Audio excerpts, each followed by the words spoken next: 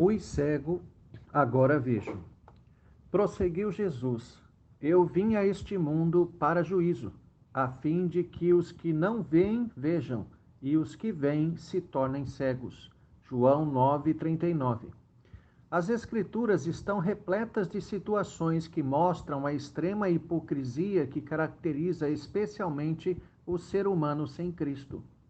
O verso acima integra a passagem quando Jesus cura um cego de nascença. A ironia se estabelece ao percebermos a posição diametralmente oposta do que havia sido cego em relação à liderança religiosa. O que era fisicamente cego foi habilitado por Cristo e, pela fé, passou também a enxergar Jesus como seu Senhor e Salvador. Sua conversão mostra-se exuberante por assumi-la corajosamente diante da liderança dos judeus e enfrentar a excomunhão imposta por eles. Tal revés não abalou em nada sua determinação de encontrar aquele que o havia curado. A fé genuína tem como evidência uma gratidão forte e inabalável de se aliar fielmente a Cristo e ser-lhe leal por toda a vida. Compreende-se quem ele é e o que fez por nós. O resultado de ser atingido por essa graça irresistível é viver para a glória dele.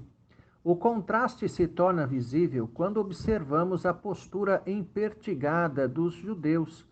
Eles, que deveriam ser os guias de Israel, mostravam, na verdade, cegueira mais aguda do que aquele que havia sido cego.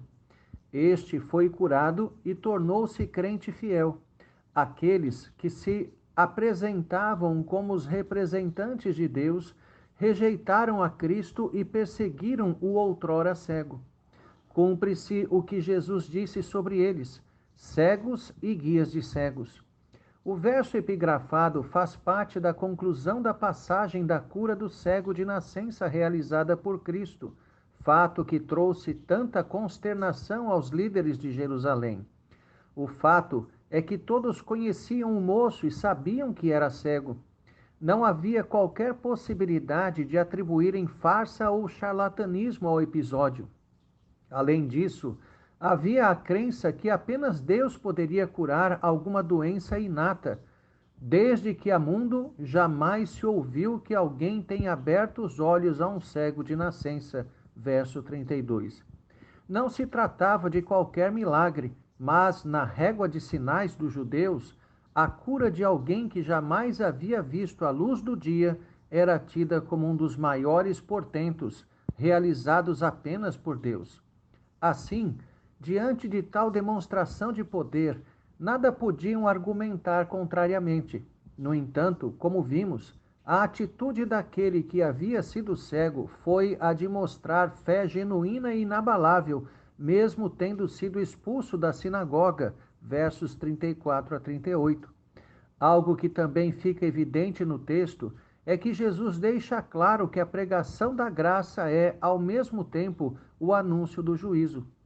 No que diz respeito aos fariseus, fica evidente que o embate deles com o Senhor mostrou que para eles a vinda de Cristo foi para juízo. É interessante entendermos que a salvação dos eleitos representa também juízo para os incrédulos. O ato de Deus em dar habilidade espiritual para os pequeninos, aqueles tidos como ignorantes e pecadores pela elite religiosa, exclui estes que se diziam os verdadeiros conhecedores da lei de Deus. Para os que reconhecem seus pecados e se arrependem, manifesta-se a graça e a salvação. Para os legalistas e hipócritas, cuja religião é apenas uma casca, juízo e condenação. A verdadeira fé é manifesta na entrega total e no enfrentamento do mundo, como o cego que não fez caso da liderança apóstata do povo. Preferia se entregar completamente a Cristo e estar com ele banido da sinagoga do que comungar com ímpios. Compreendemos que a história do cego se constitui em parábola de nossa situação passada e presente. Éramos cegos e o Senhor nos deu olhos espirituais para enxergá-lo. bem como sua verdade.